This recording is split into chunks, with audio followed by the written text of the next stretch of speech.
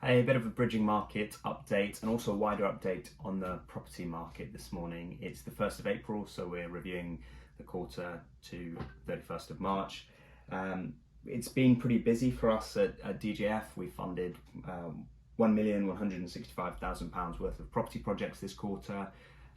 That's a mixture of single lets. We funded 6 buy-to-lets, 8 HMO projects, and 2 mixed-use conversions. So mixed use, when I say that, that's a shop or retail unit on the ground floor of the buildings, usually with a mixture of 1 or 2 apartments above.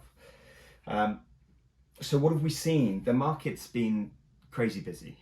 Starting in January, we were not expecting the stamp duty deadline to be extended beyond the 31st of March. So there has been that mad rush to reach that deadline. I think most people have, but in England and Wales, that has been extended to the 30th of June, which is great. It means that people that didn't get there have another 3 months to meet that deadline.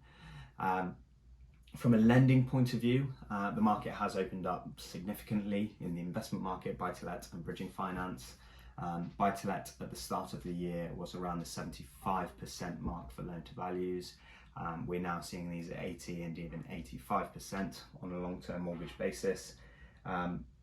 Bridging is almost where it was. Not much has changed there in the short-term market. Rates vary from 12.5% a year through to 20%. That's from, at the lower end, you're probably looking the more institutional lenders that are maybe 4 to 8 weeks to complete on a project, lending from 12.5% all in.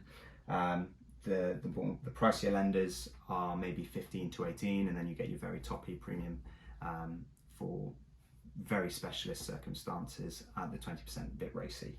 At DGF, we're in the middle. We're around the 15% mark. I say to everyone, when you're calculating bridging finance, back of a napkin, allow 15%. That's going to be all your ins, outs, surveyors, solicitors, admin, and monthlies. So getting back to the economics of the market, what's happening, we're predicting there's going to be a big boom over the next 6 to 12 months. Why do we think that? I think that there has been a lot of money going into the market, being deployed. From a logistical point of view, people for the last 12 to 18 months haven't had anywhere to go. They've become accidental savers or Amazon subscribers. It's about the only place you can spend money at the moment. So a lot of people that are getting onto that first-time buyer, getting their first-time buyer status, getting onto the property ladder, they've had a windfall in terms of free cash flow for saving and investment. So I'm predicting a lot of people are going to be using that to get their first homes. When is that going to translate? If it hasn't already, it's going to be in the next 3 to 6 months. The personal primary residence market, the people buying their homes, their primary residence, that's a big driver. Okay, they are the key players for developers.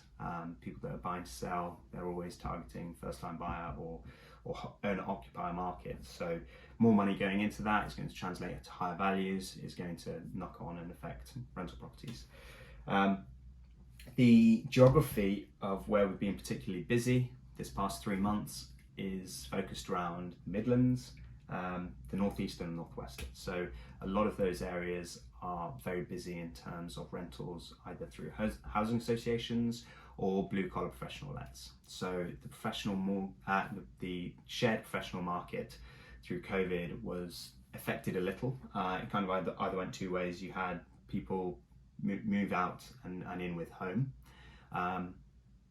as in young professionals moving back in with parents, or you had key workers moving out, so isolating, and you'd have COVID houses where people working in as frontline staff, maybe nurses, they would all live together and share a house together.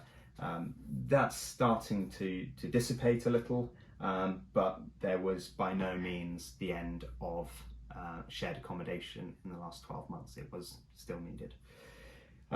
So yeah, very busy, and those projects that have been delivered will be providing case studies of those, so we won't go into the numbers now, but we'll be doing those over the next week or two to share with you what it looks like.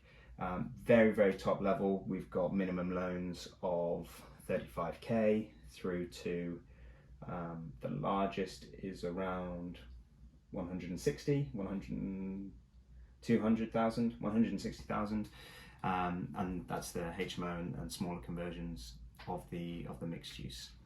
So shop with flats above, but we'll come through to the numbers of those in due course. So thanks for tuning in. In essence, that's our market update.